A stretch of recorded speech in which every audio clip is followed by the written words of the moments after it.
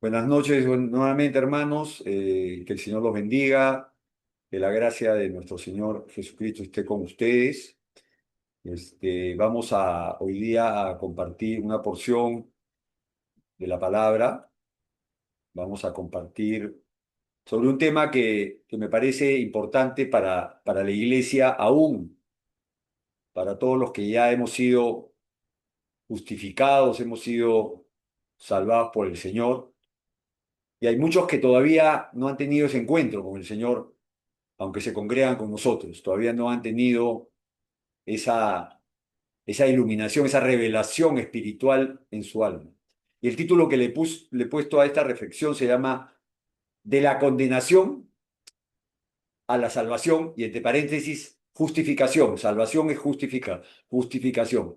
Y vamos a compartir primero con la obra, qué cosa hizo el Señor, qué ha hecho el Señor para que los que estábamos condenados podamos ser salvos, podamos tener vida eterna, podamos ser transformados. Y eso vamos a primero a argumentarlo y a sustentarlo con la palabra de Dios, evidentemente, en Juan 3:16, que es una porción de la palabra que todo creyente debería tener como un rema en su vida, ¿no? Porque de tal manera amó Dios al mundo que ha dado a su Hijo unigénito para que todo aquel que en Él cree no se pierda, mas tenga vida eterna, porque no envió Dios a su Hijo al mundo para condenarlo, sino para que el mundo sea salvo por él. El que en él cree no es condenado, pero el que no cree en él ya ha sido condenado, porque no ha creído en el nombre del unigénito Hijo de Dios. O sea, lo que el Señor nos dice acá, que Dios nos amó tanto que se encarnó en su Hijo Jesucristo y lo dio como propiciación para nuestros pecados. El mundo estaba en condenación. Dice, el que cree en él no es condenado, pero el que no cree ya ha sido condenado, está condenado. O sea, todo el mundo está bajo condenación sin Cristo. Pero esa fe que dice el que cree, esa fe es fe, no es una fe superficial, no es una fe que a través de la experiencia, del haber escuchado, uno puede creer. Es más, la palabra de Dios dice que Dios ha enviado fe al mundo de haber resucitado a su Hijo. Pero esa fe es una fe natural, no es una fe salvífica que nos salva. Seguimos sustentando eso, ¿no? Jesús vino a salvarnos, pero también vino a qué?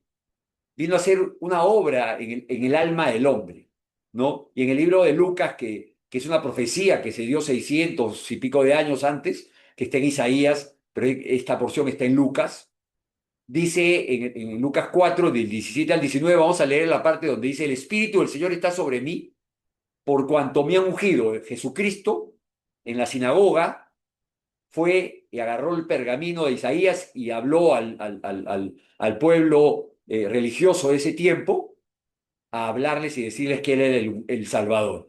¿Y me ha ungido para qué? Para dar buenas nuevas a los pobres, no a los pobres materialmente, a los pobres de espíritu, a los que necesitan, a los pobres, como dice la palabra y la bienaventuranza, al pobre de espíritu.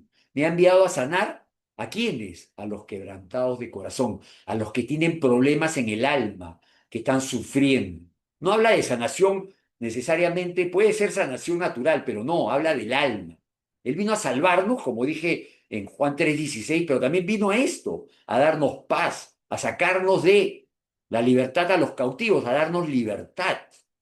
Y dice que la palabra de Dios que si conocemos a Cristo, en Él hay libertad. Y la libertad, y el conocer a Cristo nos da esa libertad de poder vivir en Cristo Jesús, en el Espíritu, ¿no? Vista a los ciegos, dice. Pero es un ciego, no es natural, es espiritual. Claro, uno podría llevarlo a lo natural, pero es espiritual.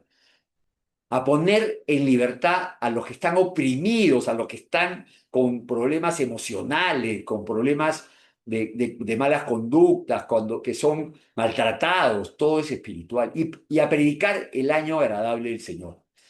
Si ustedes agarran y van a Isaías, donde Dios, donde Isaías, a través del Espíritu, dio esa profecía del Mesías, hay otro punto adicional que habla a hablar del año del Señor, del juicio del Señor, que aquí no lo dice nuestro Señor Jesucristo. Él vino a predicar el Evangelio, a predicar el año agradable, a predicar de la misericordia, de ese Evangelio de salvación para todo aquel que en Él cree. Y como dije hace un rato, con esa fe que es regeneradora, que es transformadora, que hace que los que estábamos muertos en nuestros delitos y pecados tengamos vida. Y esa vida es espiritual, no es natural, no es material, es espiritual. Seguimos sustentando este compartir, esta reflexión. Y ahora vamos a ir a Romanos, donde el Señor claramente a través de Pablo nos enseña cuál es la condición que yo dije hace un rato al principio, que estábamos todos condenados, sí, pero acá está en una declaración teológica donde se sustenta nuestra fe, que está en Romanos 3, que dice, del 23 al 26, dice, por cuanto todos pecaron, todos estamos condenados, el mundo estuvo condenado, está condenado actualmente sin Cristo y están destituidos de la gloria de Dios, todos. Nadie, nadie en este mundo sin Cristo se puede salvar.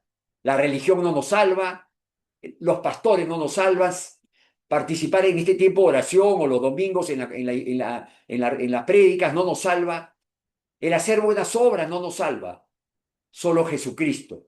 Porque continúa diciendo, siendo justificados, justificados es salvados gratuitamente. ¿Por qué? Por su gracia, es un regalo mediante la redención, porque esa redención es el precio que Él pagó, su sangre, que es en Cristo Jesús, a quien Dios puso como propiciación por medio de esa fe que decía yo, esa fe salvífica en su sangre, para manifestar su justicia. La justicia es la justificación a causa de haber pasado por alto en su paciencia los pecados pasados, con la mira de manifestar en este tiempo su justicia, la justicia de Dios, no nuestra justicia.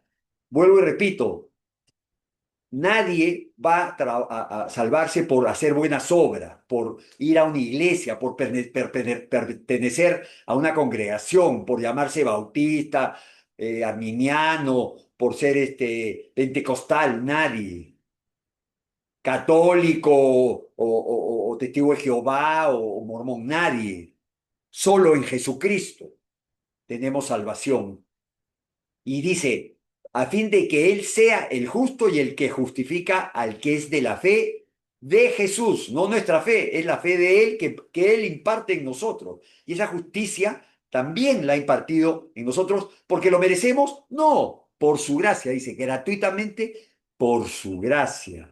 Es un regalo que toda persona que Dios llama, que Dios, y todos los de acá que estamos aquí en esta reunión, y todos los que escuchen esta prédica o esta reflexión, están siendo llamados por Dios, pero Dios quiere que respondamos.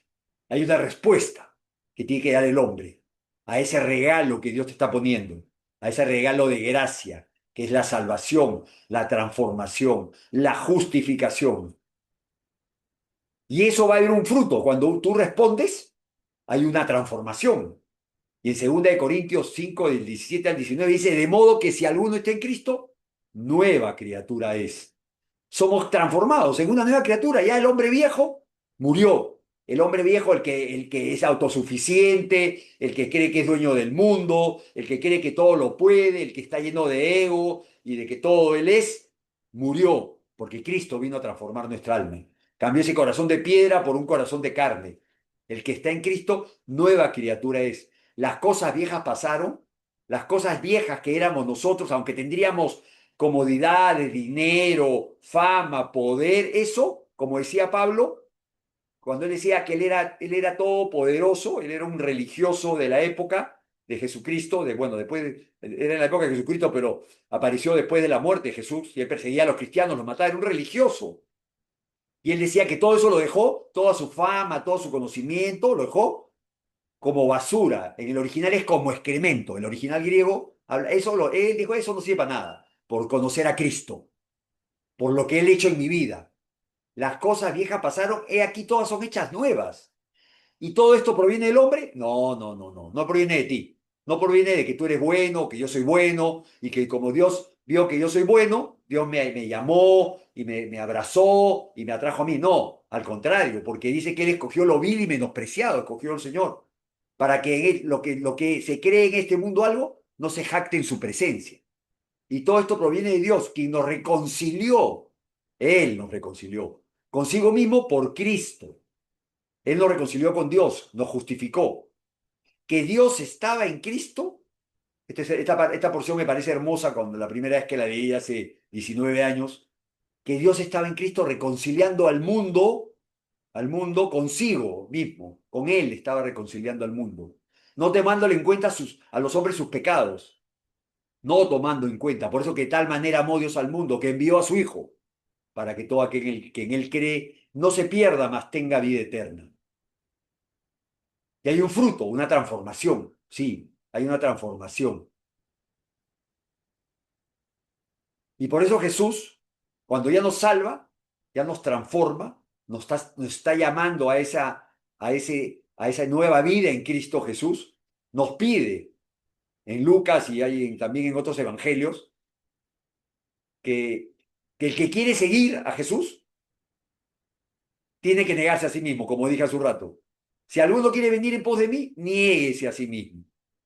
Ya no vivo yo, mas Cristo vive en mí. Lo que vivo en la carne lo vivo en la fe del Hijo de Dios que me salvó, murió por mí, me dio una nueva vida, me transformó, me hizo una nueva criatura, que lo glorifique, que esté lleno de amor, esos frutos de justicia, amor, gozo, paz, fe, mansedumbre, humildad.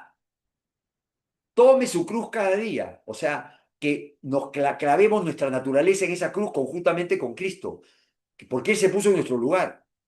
Y después de hacer eso, sígame. Porque todo el que quiera salvar su vida en este mundo, la perderá. Pero todo el que quiera se niegue a sí mismo, diga, no, esto que yo tengo.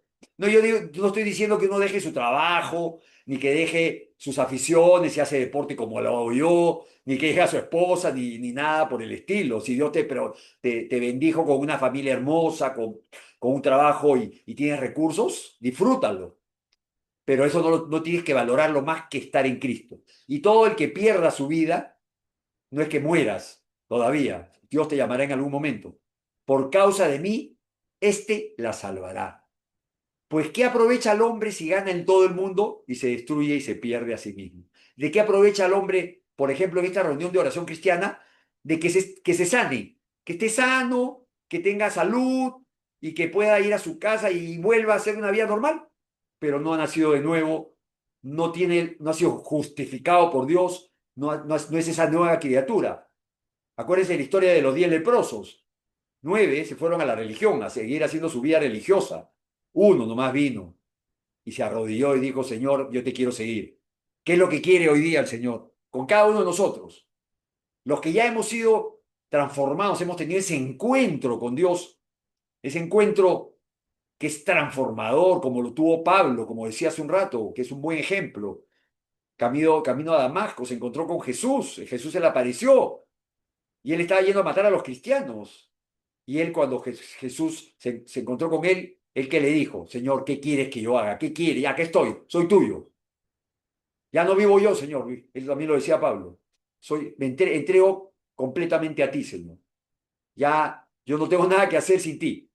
Y así es lo que quiere el Señor en cada uno de nosotros, que seamos transformados por el poder de Dios. Hay otra evidencia, evidentemente, de que somos cristianos o creyentes, porque cada uno ha tenido un encuentro personal con Jesús. Y quien no lo ha tenido, pídale al Señor, clámele al Señor para tener ese encuentro. Ese encuentro, hemos tenido muchos, y como lo tuvo Pablo, como lo tuvo Pedro, como lo tuvieron los discípulos, que dejaron todo. A Mateo le dijo, Mateo, que estaba cobrando los impuestos, le dijo, Mateo, sígueme, levántate y sígueme. Y él dejó todo y lo siguió. Y hay muchos ejemplos en la palabra, ya no tengo tiempo de nombrarlos. Pero hay un testimonio interno en nuestro corazón, en nuestro espíritu, que dice en Romanos, el espíritu mismo da testimonio a nuestro espíritu que somos hijos de Dios. Hay un testimonio interno que se va a visualizar externamente, evidentemente. Hay un fruto, por sus frutos los conoceréis, nos conocerán. Hay muchas evidencias que somos, que Dios pone en su palabra y que debemos ejercitarlas y que debemos practicarlas para que el mundo pueda ver que somos hijos de Dios. Amén, hermanos, que el Señor los bendiga. Vamos a terminar con una oración. Espero que el Señor haya hablado a sus corazones y que pueda, en el caso de los que ya hemos tenido ese encuentro personal con Jesús, con nuestro Señor Jesucristo, continuemos en esa carrera hasta el premio, hasta recibir ese premio del supremo llamamiento en Cristo Jesús. Señor, te damos las gracias por esta noche, te alabamos y te bendecimos, Señor. Gracias por tu palabra, gracias por enseñarnos y siempre recordarnos cuál es ese evangelio por el cual mi vida llegó hace 19 años. Porque siempre tenemos que regresar a ese evangelio de salvación, Señor. Te pedimos esta noche y oramos, Señor, por todas esas vidas que están sufriendo, muchos familiares nuestros que están con problemas de enfermedades, Señor, durísimas, que no tienen cura, muchas.